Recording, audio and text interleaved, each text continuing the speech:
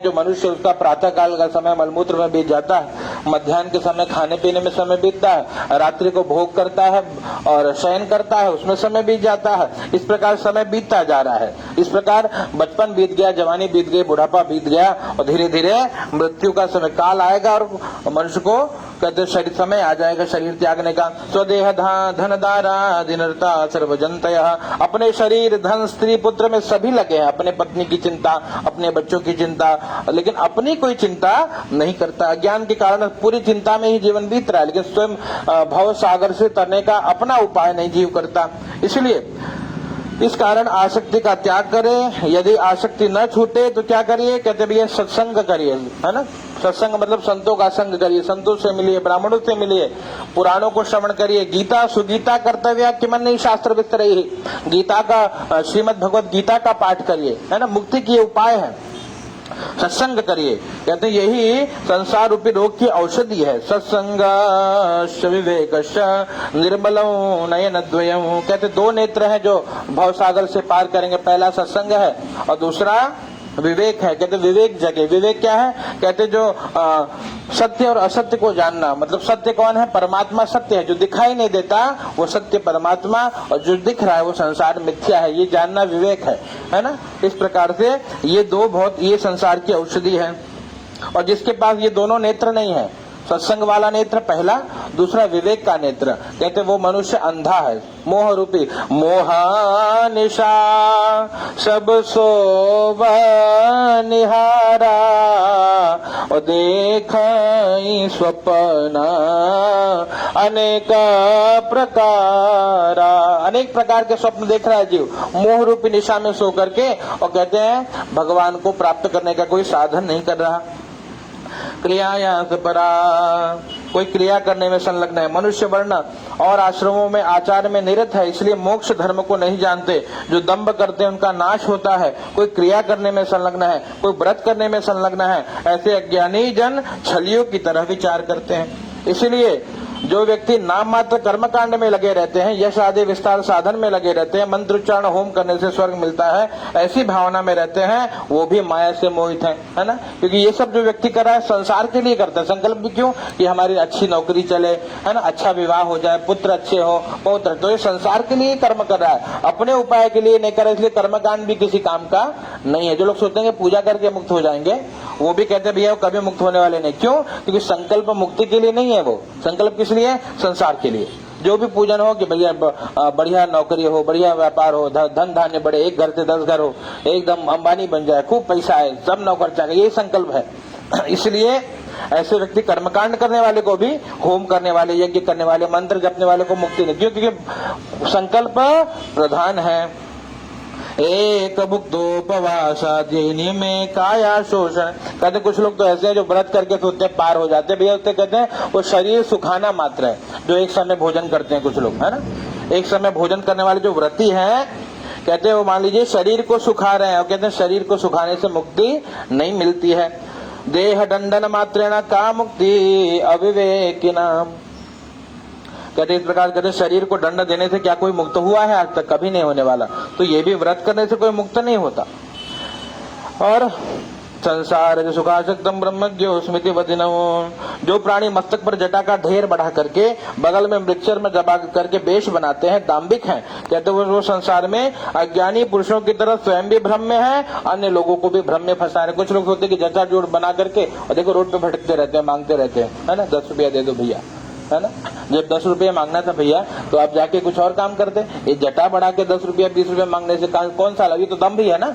तो इसलिए कहा गया यहाँ गरुड़ पुराण में भगवान बताते हैं ये लोग दम्भ कर रहे हैं कि जटा बढ़ा लिए, बगल में वृक्षण भी लगा लिए, खूब काल नेमी की तरह चंदन टीका पोते हैं, लेकिन मांगना क्या, संसार के लिए मांगना है। भैया 20 रुपया दे दे, 10 रुपया दे दे, यही करना था तो संन्यास क्यों लिए भैया, है ना।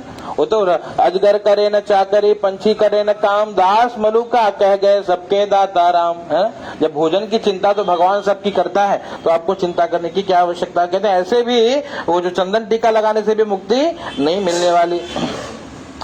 जटा भारा संसार सुखासक्तम ब्रह्मज्ञो स्थितिमादिनम, संसार सुखों में आसक्त रहने में अज्ञानी पुरुषों की तरह स्वयं भ्रम में है, अन्य लोगों को भ्रम में डालते हैं। संसार सुखों में आसक्त रहने वाला मैं ब्रह्म हूँ ऐसा कहने वाले कर्म और ब्रह्म दोनों में भ्रमित ऐसे पुरुषों का अंत्यजों की तरह त्याग। कुछ लोग ऐसे हैं जो गुरु बनकर स्वयं पुजाना चाहते हैं, है ना, कि मैं मेरी पूजा करो कल्याण हो जाएगा। आजकल कुछ गुरु भी ऐसे निकलने लग गए हैं, मार्केट में नए नए उत्पन्न हो रहे हैं। जो गुरु हैं तो बोलेंगे भैया वो भगवान वगवान कुछ नहीं होते, राम कृष्ण करने से कल्याण ना होए, क्या करो मेरी पूजा, मेरा फोटो लगाओ और मेरी चालीसा करो, तुम्हारा काम हो जाए। ऐसे भी बड़े गुरु बने एक, और कहते हैं ऐसे गुरु स्वयं भी भ्रम में है, नरक में जाएंगे, उनके चेले भी नरक में जाएंगे। यहाँ बताते हैं भगवान, गृहारण्य समालोके गतवीरा दिगंबरा। जिस प्राणी के लिए कहते हैं भैया कौन मुक्त है, कहते हैं भैया कि जिस प्राणी के लिए जंगल और वन एक सा है, भले वो मर्सिडीज में घूम रहा है लेकिन उसकी आसक्ति मर्सिडीज में ना हो, जंगल और घर दोनों उसके लिए एक सा है। और जो संसार में लज्जाहीन है, जो दिगंबर होकर के वन कहते हैं भैया ऐसे महापुरुष ही यहाँ पर कहते हैं भगवान के श्री चरणों में जाते हैं। बाकी और कहते हैं भैया जिनको भोग ही भोगना है तो चाहे घर में भोग भोगे और चाहे जंगल में भोग भोगे, उससे कोई लाभ नहीं। वो तो उनके लिए गृह जंगल भी एक जैसा है, संसार में वो बिल्कुल उनको कोई लाज लज्जा नहीं है। कुछ लोग तो कपड़ा वपड़ा निकाल के गधों की तरह संसार में भटकते रहते हैं। क्या कहते हैं वो विरक्त हो सकते हैं, ऐसे लोग को विरक्ति नहीं मिलती। क्या मृत्तिका राखी लगाने से मनुष्य मुक्त हो जाता? लोग सोचते हैं, कुछ लोग भस्म ले आते, कहीं जाते हैं कहीं भस्म ले लेते, महाराज ये बहुत मुक्त हो जाएंगे, भस्म लेके लगा लिया। कहते हैं यहाँ भगवान कहते हैं भैया गरुड़ जी कि भस्म की राखी लगाने से अगर कोई मुक्त हो जाता तो सबसे पहला नंबर कुत्ता का होता है ना। आप गांव में देखो, जब आप लोग वो चूल्हा चौका कर लेते हो, भस्म जो होता है चूल्हे का भस्म, कुत्ता उसी में लेटता है बढ़िया से, कुत्ता में लोट के तब निकलता है। तो बोलते अगर भस्म लगाने से, मिट्टी लगाने से मुक्ति मिलती तो कुत्ता पहले मुक्त हो जाता है ना। तो कहते भैया ये सब केवल ऐसे मुक्ति नहीं मिलती, राखी में लौटने से मुक्ति नहीं। कुछ लोग सोचते हैं कि भैया भोजन न करके घास फूस खा के जीवन बिता लेंगे तो मुक्त हो जाएंगे। भगवान कहते हैं भैया नहीं नहीं नहीं नहीं, अगर घास पत्ता या जल खाने से, जंगल में रहने से मुक्ति हो जाती तो भगवान कहते हैं भैया जो वनवासी है ना, गांव में रहने वाले, कुछ जंगल में वनवासी रहते हैं, वन में रहने वाले, तो पहले वो मुक्ति हो जाते। या वहां वन में रहने वाले जो हिरण्य है, हिरण है, सियार है, चूहे है ना, ये सब तो भैया वहां पर जो वन में ही रहते हैं, है ना, और पत्ता फूल खाकर जी रहे हैं, तो फिर ये भी मुक्त हो जाते हैं। बोले ऐसी भी ये गलत फहमी है कि व्रत रहने से कोई मुक्त होता है, कहते हैं ऐसा नहीं है। इसलिए आजन्म मरणांतम च गंगा आदि तटे निश्चिता, मरने के समय जो प्राणी गंगा आदि तीर पर रहते हैं उनकी मुक्ति होती है। तब भैया बोले अगर ऐसा ही होता, भगवान ने कहा ऐसे ही हो जाता कि गंगा के किनारे मुक्ति मिल जाती, तो गंगा के किनारे बहुत सारे मेढक हैं, मछली गंगा में है, तो सब तो फिर भैया सीधा मुक्त हो जाते। बोले नहीं नहीं नहीं, ऐसे मुक्ति न मिलेगी। क्यों? कुछ लोग होते कंकड़हारी, कंकड़ चुनकर खाने वाले या पृथ्वी जल को नहीं पीने वाले व्रतियों को मोक्ष मिलता है। तो कहते हैं भगवान कबूतर सदा कंकड़ खाते हैं और पपीहा कभी भूमि का जल नहीं पीता, है ना, तो फिर ये भी मुक्त हो जाते। इदम ज्ञानमिदम ज्ञेयमिति चिंता समाकुला। तो भगवान कहते हैं गरुड़ जी कर्म तो लोक रंजक कारक है, मोक्ष क्या क्या कैसे होगा? कहते हैं तत्व ज्ञान ही मोक्ष है, तत्व ज्ञान। तो ये गरुड़ जी षट दर्शन रूपी महाकुंभ में गिरे प्राणी परमार्थ को नहीं जानते, वो पशु हैं, पशु बंधन में बंधे हैं, वेद शास्त्र रूपी घोर समुद्र में इधर उधर ग्रंथ पढ़ने के चक्कर में कुतार्किक जन शोक आदि 6 लहरों में चपेट में पड़ डूबते थे। कुछ लोग अनेक ग्रंथ पढ़ते हैं, कभी शिव पुराण पढ़ लेंगे, है ना, कभी विष्णु पुराण, कभी भागवत पुराण, कभी देवी पुराण, अनेक ग्रंथ पढ़ने से भ्रम होने लगता है। क्यों? कहते जिसका जो ग्रंथ है उसमें उसको श्रेष्ठ बताया। श्रीमद् भागवत पढ़ेंगे तो लगेगा नहीं नहीं नहीं, श्रेष्ठ तो हमारे भगवान ठाकुर जी। देवी पुराण पढ़ेंगे नहीं नहीं नहीं, सब बच्चे हैं, माई तो खाली जगदम्बा हमारी, है ना। ऐसे आप गरुड़ पुराण जो पढ़े तो कहते हैं उसमें उस देवता को श्रेष्ठ बताया गया है। ऐसे लोग भी भ्रम में पड़े रहते हैं, कुतर्क करते रहते हो, कहना हमारे बड़े, वो कहे हमारे बड़े, इसी में समय बीत जाता है। पठन्ति वेद शास्त्राणि बोधयन्ति परस्परम। कहते वेद शास्त्र पुराण पढ़ करके परमार्थ ज्ञाता नहीं होते, वह विडंबना कौवे की बोली की तरह व्यर्थ है। ये ज्ञान है, यह बात जानने योग्य। चिंता में पढ़ते, अहर्निश शास्त्र पढ़ते हैं, फिर भी उन्हें परम तत्व की प्राप्ति नहीं होती। काव्य और अलंकार से शोभित वाक्य छंदों की में संलग्न चिंता से दुखित रहते हैं, वे व्याकुल इंद्रिय मूर्ख हैं। अन्य प्रकार से परम तत्व ज्ञान नहीं होता, परंतु मनुष्य शास्त्रों को बड़ा कष्ट भोगते हैं। कहते जो मूर्ख है, अविवेकी है, कहते ये शास्त्र क्या है, जब तक कहते हैं अपना स्वयं का विवेक नहीं है तो कहते हैं शास्त्रम तस्य करोति किम लोचनाभ्याम विहीनस्य दर्पणक किम करिष्यति यस्य नास्ति स्वयं प्रज्ञा सूक्ति है। जिसकी अपनी स्वयं की बुद्धि नहीं है ना, उसका शास्त्र कुछ नहीं कर सकता। अपनी बुद्धि होगी, ग्रंथों को पढ़िए, काम की बात निकाल लीजिए, बाकी छोड़ दीजिए। क्यों बताते, लोचनाभ्याम विहीन, जो लोचन विहीन है, जिसको नेत्र नहीं है ना, उनके लिए भैया दर्पण शीशा के सामने अंधे को खड़ा कर दो तो शीशा किस काम का, है ना। ऐसे जो विवेकहीन मनुष्य ग्रंथ भी पढ़ते हैं तो वो अपना कल्याण नहीं कर पाते। तो शास्त्रकारों की भावना तो बड़ी सुंदर है, पर लोग इसका अर्थ दूसरे तरीके से करते हैं। शास्त्र वाले समझाना वही चाहते हैं कि भैया भगवान एक है, वही राम बनकर कभी श्याम बनकर के आते हैं, कल्याण करते हैं, लेकिन लोग नहीं समझेंगे। लोग उसी में जो बोले अपने विवेक नहीं, अपनी बुद्धि नहीं, तो अर्थ का अनर्थ करके फंसे रह जाते हैं। तो जो स्वयं परम तत्व का अनुभव नहीं करते, अन्यों से उपसमाधि मुद्रा से ब्रह्म ज्ञानोपदेश करते हैं। कुछ जनगण वेद शास्त्र पढ़ते हैं, आपस में ज्ञान का सदुपयोग देते हैं। जैसे कलछी दाल में तरती हुई उसका स्वाद नहीं जानती, वैसे वो शास्त्र को पढ़ने के बाद भी परम तत्व को नहीं जान पाते। मूढ़ आत्म तत्व को न जानकर शास्त्रों के अज्ञान में पड़े रहते हैं। जैसे अज्ञानी गड़ेरिया बकरी के बालक को गोद में लेकर के और कूप में ढूंढता है। कहते शास्त्र पढ़ रहे हैं, शास्त्र पास में, जैसे गड़ेरिया है, आपने जो ये पुरानी वो है किंवदंती है कि एक गड़ेरिया का बकरी क्या बोलते हैं इसको, गुम हो गया, है ना। अब बकरी, वो गड़ेरिया बकरी ढूंढ रहा है कि कहाँ है वो, मेरी बकरी कहाँ है। तो किसी ने कहा कि अरे भैया कुएं में है। कुएं में देखा, हाँ बकरी मेरे कुएं में है। तो अब वो रोने लगा कि अरे मेरी बकरी कुएं में गिर गई, निकालो निकालो निकालो। तो एक साधु वहां से गुजरा, बोला क्या भैया क्यों दुखी? बोले मेरी बकरी देखो कुआं में है। बोले भैया कुएं में बकरी नहीं, बकरी तुम्हारे गोद में उसकी परछाई दिखाई पड़ रही है ना। तो कहाँ ढूंढ रहे हो तुम? इसलिए भगवान कहते हैं मोह को कहाँ ढूंढे रे बंदे, और मैं तो तेरे पास में, ना मंदिर में ना मस्जिद में ना काबे कैलाश में। कहते भैया ढूंढने की जरूरत नहीं, परमात्मा तो अंदर बैठा है, लेकिन हम अपने अंदर अपने परमात्मा का दर्शन नहीं करके बाहर उसकी बकरी पास में है अपनी, लेकिन हम ढूंढ रहे हैं कुएं में, जलाशय में, नदी में, तो ऐसे मिलने वाली नहीं है। चिरोवंती पुष्पाणि, तो सांसारिक मोह नाश के लिए शब्द बोध समर्थ नहीं हो सकता। जैसे दीपक के बिना उसके शब्दोच्चारण से अंधकार दूर नहीं होता। प्रज्ञाहीन से पढ़ना से वेदांत से वही बात बताई जो भैया अंधे के हाथ में दर्पण दिया जाए तो वो अपना मुख नहीं दे सकता, जब तक नेत्र नहीं है वो अपना मुख नहीं दे सकता। उसी प्रकार बुद्धिहीन है, अगर कोई बुद्धिहीन व्यक्ति है वो कितना शास्त्र पढ़े उसका कल्याण नहीं होने वाला। तो यह जाना, उसको जाना, वो सब सुनने की इच्छा है। किसी की आयु वेद गणना अनुसार दिव्य 1000 वर्षों की भी हो, पर शास्त्र का अंत कहते हैं वही 10,000 साल भी जी लो भैया, लेकिन शास्त्र पुराण इतने पढ़े कि 10,000 साल पढ़ते रहो रोज रोज, वो पूरा ना होए, है ना। ज्यादा शास्त्रों के चक्कर में न पड़िए। क्यों? क्योंकि समय अल्प है, शरीर अल्प है, अवधि अल्प है। तो इसी समय में हमको सब करना है, संतान भी उत्पन्न करना है, वंश परंपरा भी स्थापित करनी है, और साथ में अपनी मुक्ति का उपाय भी। इसलिए थोड़े समय में क्या किया जाए, कहते अभ्यस्य वेद शास्त्राणि तत्वं ज्ञान अर्थ बुद्धिमान। तो इसलिए जो बुद्धिमान प्राणी है वो शास्त्रों का अभ्यास कर परम तत्व को जान शास्त्रों को उसी तरह त्याग देते हैं जैसे चावल की इच्छा करने वाले भूसी त्याग देते, जैसे भूसी को त्याग करके चावल लेते हैं, वैसे जो ज्ञानी जन है, ज्ञानी जन क्या कहते हैं भैया, ज्ञानी मनुष्य कहते काम की बात लेकर के थोथा दे उड़ाए, सार सार को गही रहे, और थोथा जो बिना काम की वस्तु है, शास्त्र को पढ़ते जरूर है, काम की बात ले लेते हैं, बाकी को बगल में रख के प्रणाम कर लेते हैं, है ना। इस प्रकार से शास्त्रों से ज्ञान ग्रहण करते हैं। जैसे अमृत से तृप्त प्राणी को आहार से प्रयोजन नहीं, जो जिसको अमृत ही मिल गया, जो अमर हो गया, उसको भोजन करने की क्या आवश्यकता। उसी प्रकार कहते हैं जिसको ज्ञान मिल गया भैया फिर वो तो मुक्त है, वो जीवन में जब तक रहे तब तक वो आनंद ही आनंद रहेगा, है ना।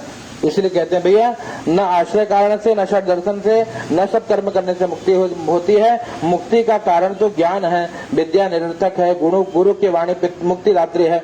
वैसे हजारों गड्ढे में एक संजीवनी लकड़ी ही उत्तम है। अद्वैत ही कल्याण रूप ब्रह्म है, जो अपनी क्रिया के उपयोग न मिले, जो करोड़ों शास्त्रों को पढ़ने से न प्राप्त हो, वह गुरुदेव से मिलता है। इसे गुरु ने क्या किया, क्यों गुरु ढूंढा जाए। कहते भैया ज्यादा शास्त्रों में भी न पढ़ो, किसी योग्य गुरु को पकड़ लो। क्यों गुरु पकड़ लो, गुरु ये सब कर चुका है, वो शास्त्र पढ़ करके हजारों शास्त्रों से काम की बात निकाल, गुरु चरणों में रहिए और वहीं से सब कुछ ले लीजिए सीधा।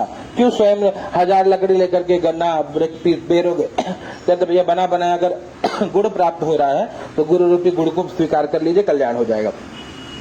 तो इस प्रकार बताते हैं भैया 2 प्रकार का ज्ञान होता है, शास्त्र ज्ञान और विवेक से उत्पन्न ज्ञान। शास्त्र ज्ञान शास्त्र से मिलता है और विवेक का ज्ञान अपने को अनुभव से प्राप्त होता है। तो ये मेरा नहीं है, मेरा ये दुख पद मोक्ष और बंधन के निमित्त है।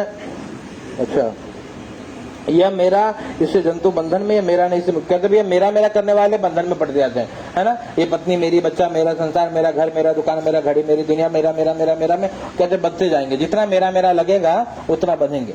और कहते हैं भैया मुक्त कौन हो जाएगा, मेरा कुछ नहीं है, सब भैया सब सबका है, मेरा कुछ नहीं, है ना। इस प्रकार जो मानता है, हम किसके, तो फिर होगा हम राम जी के, राम जी हमारे हैं, हम राम जी के और राम जी हमारे, हमारे राम जी हैं बस, और बाकी मेरा कुछ नहीं है। संसार का है भी है, संसार से उत्पन्न हुआ, संसार में छोड़ना है एक दिन। तो ये जान जाता है वो मुक्त हो गया। और जो मानता नहीं मेरा है, एक मेरा घर है, वो कम है, 2 घर है, 5 घर है, उसी में लगा रहो, 1000 भी हो जाए, वो मेरा वाला तृप्त नहीं होगा, वो लगा रहेगा पूरे अंतिम सांस तक, खाली जुटाने में। जो साथ नहीं जाने वाला उसी को जुटाने में लगा रहेगा, तो मुक्त नहीं हो पाए। इसलिए बताते हैं भैया, जब तक देहाभिमान रहता है तब तक ममता रहती है, और तब तक उद्योग लगा रहता है। जब तक मैं हूं तब तक, जब तक मेरा है, ये उद्योग चलता रहेगा। जब तक संकल्प पूरे नहीं होते तब तक मन में स्थिरत्व नहीं होता, जब तक शास्त्र चिंतन नहीं होता, जब तक गुरु कृपा नहीं होती, तब तक तत्व ज्ञान की कथा कहाँ मिलेगी, तब तक तत्व ज्ञान प्राप्त नहीं होते। इसीलिए कहते हैं गरुड़ जी, सब प्रयत्न चाहे किसी भी अवस्था में हो, यदि मुक्ति की इच्छा रखते हो तो तत्वनिष्ठ बनिए। मानिए कि मेरा कुछ नहीं है, भगवान मेरे हैं, शरीर जब तक है तब तक सब संसारी मेरे हैं, शरीर छूटने के बाद कोई अपना नहीं। अपने साथ तो भैया अपना कर्म, अपना धर्म, अपना किया हुआ जप पूजन जाने वाला है। इसलिए कहते हैं भैया, तत्व ज्ञाता का मरणांत भगवान बताते कि तत्व ज्ञाता जो है वो, उसकी मुक्ति कैसे होती है।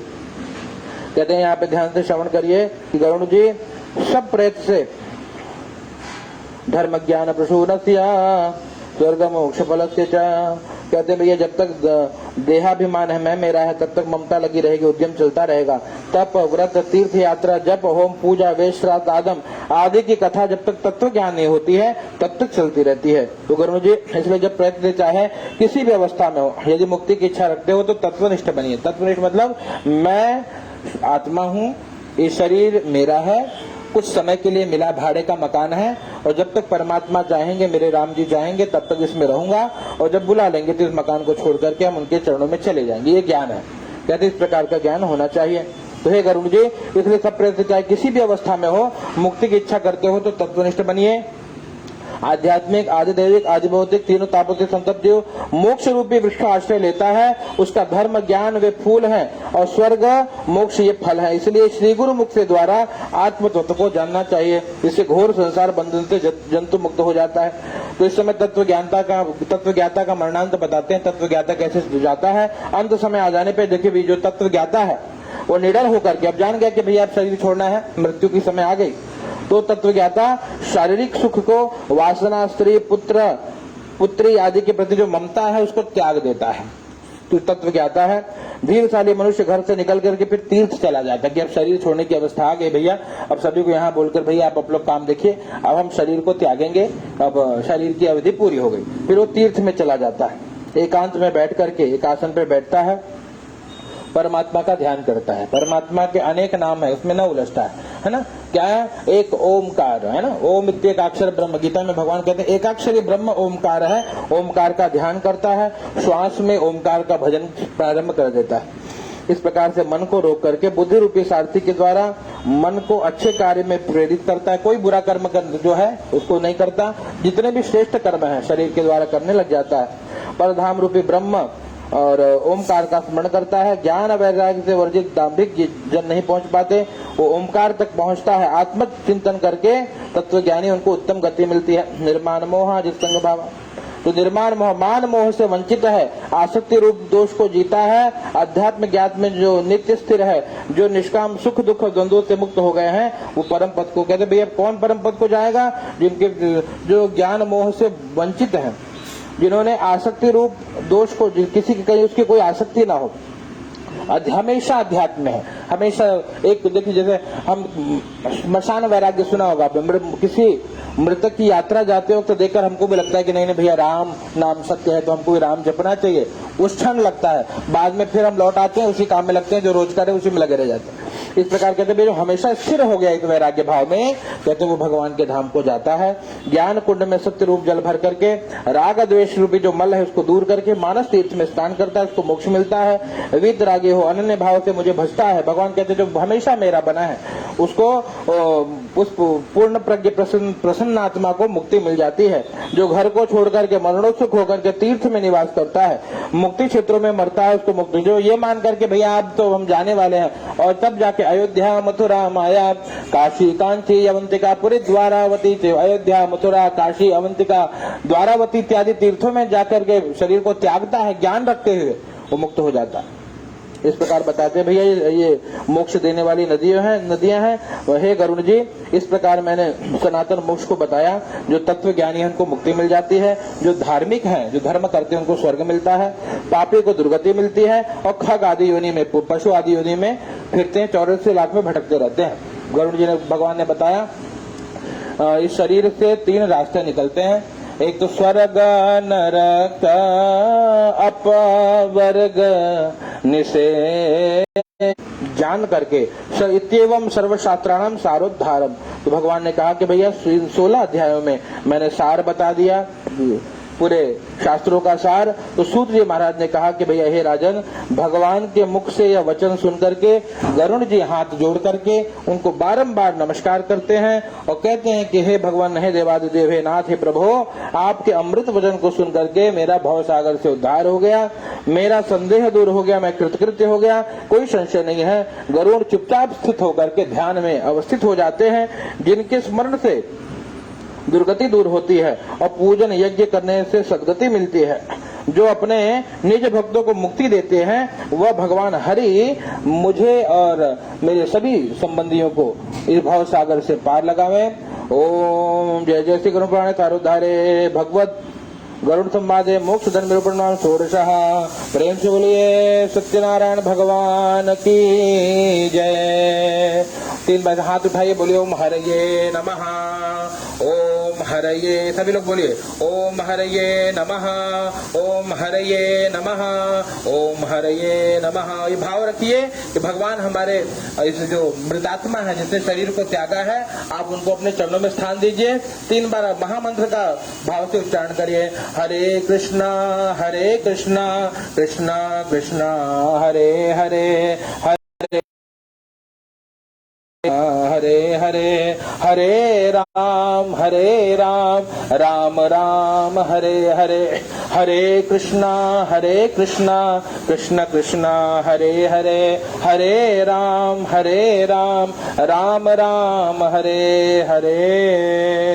श्री परमात्मने नमः। जन लीजिए आप भैया, ये भाव करना है, सभी लोग ये भाव करिए। इस पुराण को श्रवण करने से जो फल मिलता है, हे भगवान, हम आपके चरणों में अर्पित करते हैं। आप जीवात्मा को मुक्त करें और उत्तम से उत्तम लोक की प्राप्ति कराएं। अनेन कृतेन गरुड़ पुराण श्रवणाच कर्मणेन तेन परमात्मा श्री नारायण प्रियंता नमः।